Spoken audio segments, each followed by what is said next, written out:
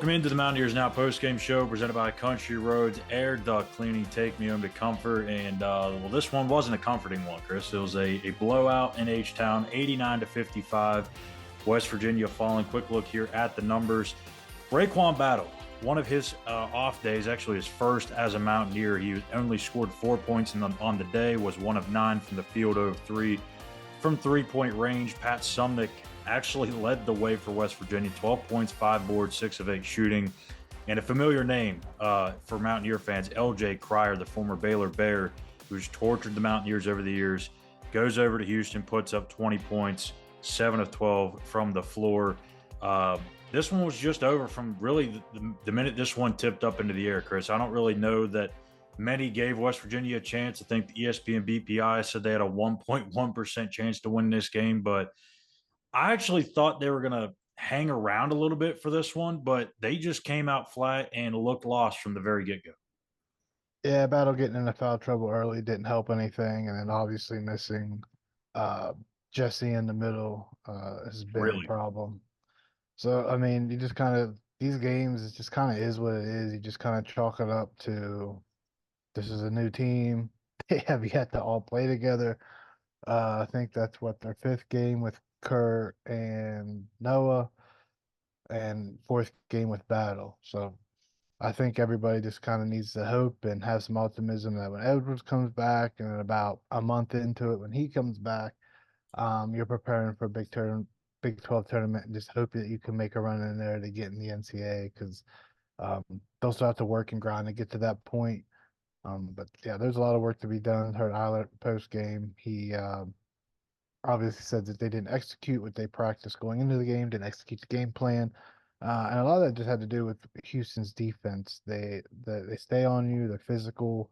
One of those teams that the one of the worst things in all sports is they could call a foul each and every down on the floor. Well, if it's a foul, it's a foul. Call it. But I mean, that's just not how the game works.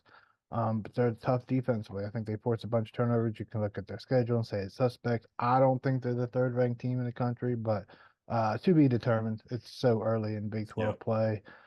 Can't really make a lot of the non-conference. They did go to Xavier to win. Yes, Xavier's not what they usually are.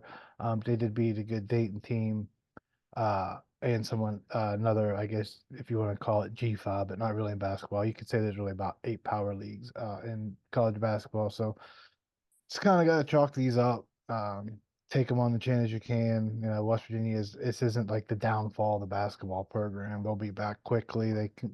Teams will get their shots when they can because West Virginia will be back. They'll be back next year, whether it's Allard or not. They'll have a whole off season to prepare with one another and not doing things on the fly like they are now. So it's unfortunate for everybody kind of involved, but I think there's still optimism as the season goes once Jesse gets back and they can kind of figure out how they're all going to play together. Because right now, playing this guard, 3, 4 guards at a time, just not having much success. These guys just aren't. You know, Battle can take his guys one on one, but they're kind of leaning, double teaming him. Kind of saw that today. At times he was triple teamed. Yeah. So he just got to keep his head up, make passes. Like you kind of mentioned, it just wasn't his day today. Wasn't his day passing the ball. Wasn't his day shooting the ball. Wasn't his day doing anything correctly. So You know what this no, kind of reminds me of to some extent? Maybe not as bad as what they were a couple of years ago, but when Iowa State went like 2-22, and everyone's like, "Oh, Iowa State's going to be bad for the next few years. It's going to take them a while to get them turned around." TJ Otzelberger comes in and immediately flips that thing the very first season or the very next season. And all of a sudden, they've been one of the top teams in the Big 12 ever since. I'm not saying this team is as bad as that Iowa State team is because I clearly think they're not. And I don't know how quickly this thing will turn. But in this day and age with the portal and all these moving parts, I think you can make these things much better than you maybe were able to 8 or 10 years ago. Now you're gonna have to replace guys because some of these guys aren't going to be here next year, and with the new coaching staff coming in, you're probably going to lose some guys anyway. But yeah, I'm with you on that. I don't think this is something that's going to put the program back 3 or 4 years. It's just getting to the finish line at this point. When you're 5-9, unless you run the table here and just win out the rest of your games, you're not making the NCAA tournament as an at-large bid. You can maybe lose one other game, but I mean, you're going to have to really just kind of prepare yourself to get to the Big 12 tournament, Kansas City, and just hope you strike magic, right? I mean, that's your best bet at this point.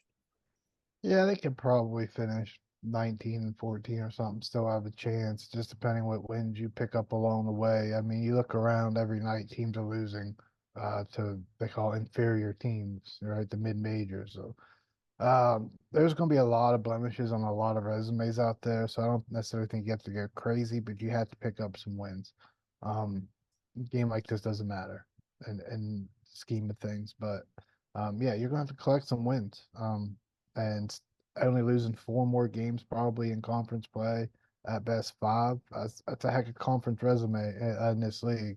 If you were able to pick up some wins in the Big 12 conference tournament, all of a sudden you can start looking, hey, look at us, look at us.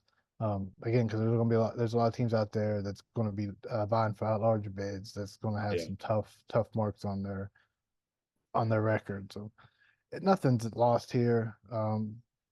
They just got to get Edwards back. You guys kind of survive these next couple weeks. We've been saying that all year. Just survive until you get Kerr back. Survive and It's the battle. theme of the Had a season. surprise with Noah. And I think Samson said the best is the most snake bitten program in the country right now. And it's frustrating for everybody involved. But just kind of gotta sit back and say, you know what, get yours in now because the Mountaineers will be back. It's Yep. Ben Baker is a basketball guy. You can kind of look at his hire with Mark Kellogg and say maybe he knows a thing or two about hiring some head basketball coaches. It's kind of whether he sticks with Eilert or not, you just kind of got to trust his decision at this point. Yeah, when he was in North Texas, he got Grant McCaslin there, and now look where McCaslins at. He's the head coach of Texas Tech. So, I mean, I think you got to trust him for sure. Back to this real quickly before we get out of here. I think the one big issue outside of maybe the chemistry on the offensive end has to be the paint defense, right? I mean, this has been a constant theme throughout the year, whether Jesse Edwards was in the lineup or not. Tonight they gave up 48 points in the paint. I get they're short on big bodies underneath, but even when Jesse comes back, you're still going to have to deal with that because, like I said, it wasn't the greatest of things when he was in the lineup. So, what do they need to do to fix that interior defense? Better communication, better defense in general from individuals. Like, Top to bottom. yeah, they're always slow to react, and some of that has to do with communication. Um, it's just we're in an age where kids aren't being taught properly defense. I mean, Hugs. We've talked about rebounding. If you look kind of past Press Virginia, what was West Virginia able to do defensively? They weren't great defensively, and they weren't great rebounding defensively. It's just a day and age where kids aren't being taught these things, and you don't have guys in the program that's sticking around for 3 4 years to be taught properly. Yeah. So it's just most of these guys when they grow up, they're not dependent to be the rebounder or the guy that has to go tearing through the floor or the top defender. Um, they have to be taught that. They were always the star, never had to do the little thing. So when you bring all these stars in from other programs that didn't have to do it, you're kind of left with the same result. And they're playing catch up all season with guys like Houston, where you've had guys in that program for at least 2 3 years. You bring in a Crier who's a veteran who can just kind of blend in with ease. Just it's the way it is. So that's where you kind of want West Virginia at this. Where West Virginia's always had success, whether it's football or basketball, was program veterans, guys. Those undervalued guys coming out of high school, and they built them up and got them bigger, stronger, and they understood their assignment and they played well together. It's going to be hard to do these days, but with the NIL, you can keep that together with the NIL. Yeah. You're starting to see that with football right now. So that's where West Virginia needs to go. I know coaches have a different philosophies right now to either you're all in on Porter or you're either all in on high school guys. I guess it's just how you view it. But they got a place like West Virginia, you're not going to go get a Hunter Dickinson out of the portal. I don't think that they have that type of money to just kind of just spend on one player for basketball. And you're going to need more than one player. So we'll see how it turns out, see how that all shakes out. But right now, it's a frustrating watch all around. It definitely is, but there's plenty of opportunities, like we said, left on the docket for the Mountaineers. Three of the next four games are not only at home, but 3 of those next 4 games are against ranked opponents. Now, it's not going to line up where the ranked opponents are all at home, but you get the point. There's opportunities on the table in a quick turnaround, actually, at least of here recently, where it seems like they were going 1 game a week for 3 weeks. So West Virginia returns home Tuesday night, 7 o'clock tip on ESPN Plus against Kansas State.